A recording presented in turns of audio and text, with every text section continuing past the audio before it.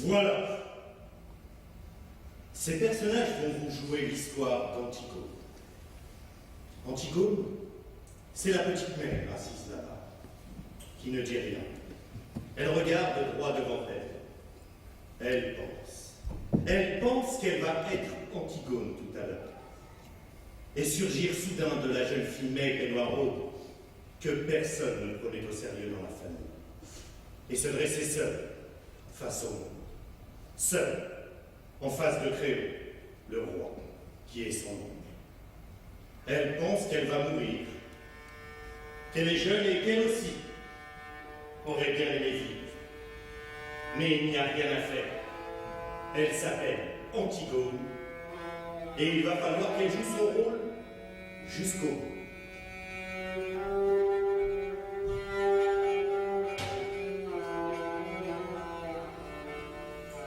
Et depuis que ce rideau s'est levé, elle sent qu'elle s'éloigne à une vitesse vertigineuse de sa sœur Ismène, qui bavarde et rit avec un jeune homme. De nous tous, qui sommes là bien tranquilles à les regarder. De nous tous, qui n'avons pas à mourir ce soir.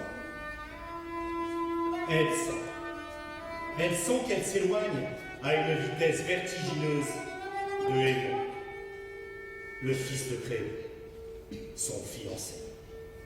Il n'y aura jamais de fiancé d'Antigone. Le vieil homme qui médite là, c'est Créon. Il a des rides, il est fatigué. Il joue au jeu difficile de conduire les hommes.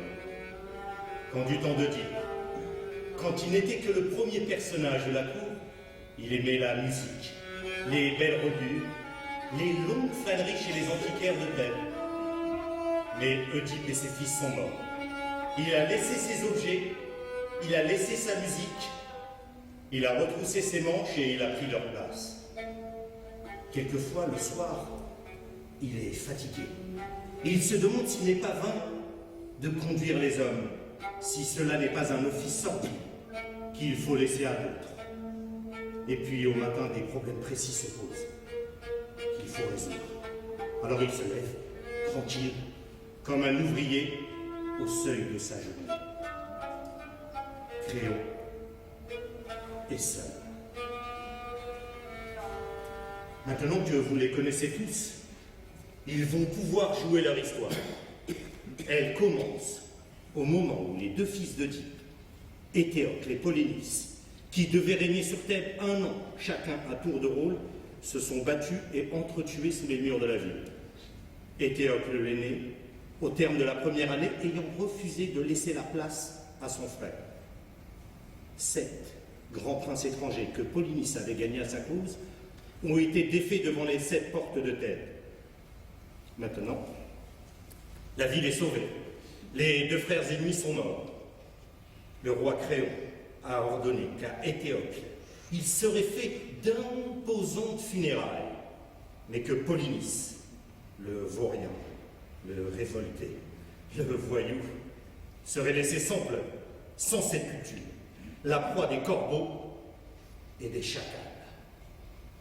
Quiconque osera lui rendre les honneurs funèbres sera impitoyablement puni de mort.